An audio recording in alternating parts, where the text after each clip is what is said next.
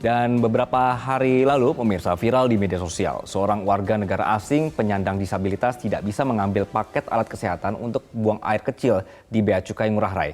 Nah, WNA itu pun menuntut penjelasan dengan datang ke kantor Bea Cukai. Di Instagram, 800 komentar warganet bertebaran dengan beragam pandangan mereka.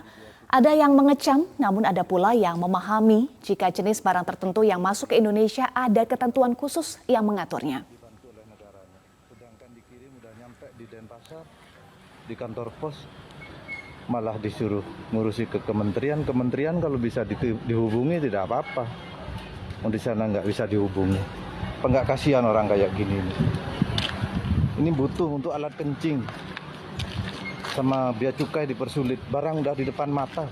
Menanggapi hal itu, Humas Bea Cukai Ngurah Rai, Nuruf, menyatakan paket yang dikirim dari Finlandia dengan kode HS 90189090 masuk dalam kategori barang masuk regulasi impor yang harus sesuai dengan perizinan Kementerian Kesehatan. Yep. Pihak Bea Cukai ini hanya melaksanakan ketentuan sesuai Peraturan Menteri Kesehatan Nomor 60 Tahun 2017. Pihaknya pun akan memberi penjelasan kepada pemilik barang.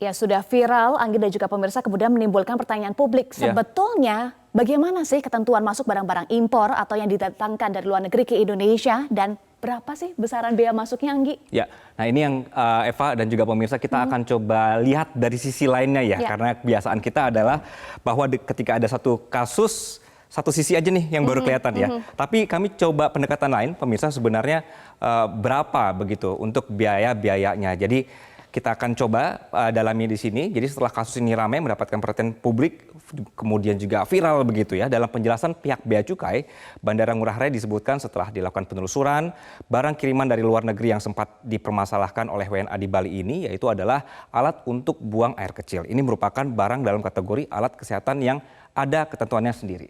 Baik, kita akan melihat datanya, pemirsa.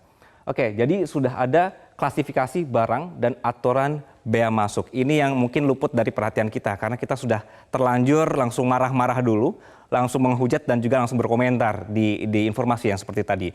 Nah, di sini klasifikasi barang dan tarif bea masuk tertuang dalam Permenq Nomor 26 PMK 010/2022 tentang penetapan sistem klasifikasi barang dan juga pembebanan tarif bea masuk atas barang impor.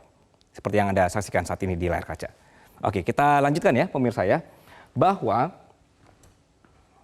ini adalah form lagi, ada instrumen dan peralatan yang digunakan, ada kode-kodenya, ada klasifikasinya. Kenapa barangnya menjadi seperti ribet prosesnya?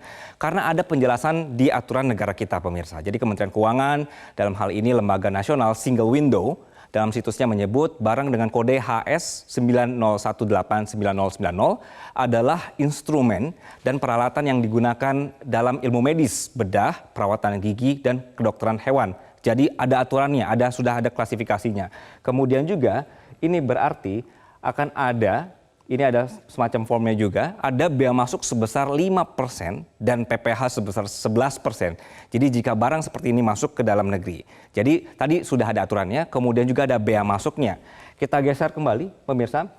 Ini adalah lembaran ke-642 disebutkan peralatan dengan kategori medis dikenakan juga bea masuk sebesar 5%. Jadi hal-hal yang seperti tadi ternyata itu ada penjelasannya, sudah ada aturannya bagaimana sebenarnya alat itu boleh masuk. Nah, mungkin Eva bahwa ketika kita melihat kasus ini ada dua sisi yang berbeda karena kalau kita lihat adalah si WNA ini kemudian tidak dapat alatnya dan juga tidak dapat penjelasannya gitu ya karena nomor telepon atau misalnya tidak ada orang yang di sana. Namun Bea Cukai sudah memberikan penjelasan bahwa ada hal-hal aturan dari pemerintah yang sebenarnya tidak mau mempersulit Eva begitu, tapi adalah ada bea masuknya ternyata. Kita nggak tahu juga sebenarnya. Mungkin ini juga menjadi pelajaran kita semua nih pemirsa bahwa kita harus melihat dari dua sisi. Kemudian juga bahwa dari Bea Cukai ini juga bisa dijadikan pelajaran bahwa harus ada sistem bagaimana caranya supaya bisa merespon kondisi seperti ini. Jadi ketika ada masalah, ketika ada yang mengadu, ini berapa lama proses untuk pengaduannya. Jangan sampai viral dulu, rame dulu, baru reaktif dibalas. Dan ini juga bisa menjadi pelajaran juga buat Bea Cukai bahwa kita juga punya atau harus ada sosialisasi supaya kita paham hal-hal seperti ini, Eva. Begitu. Kuncinya di sosialisasi dan juga pemahaman ya. Ada dua ya, Ya, Anggi. Jadi ya. jangan sampai viral dulu, baru kita tahu nih ternyata sudah ada aturan yang jelas, Betul, betul. Anggi. Oke. Baik, terima kasih Anggi untuk penjelasannya.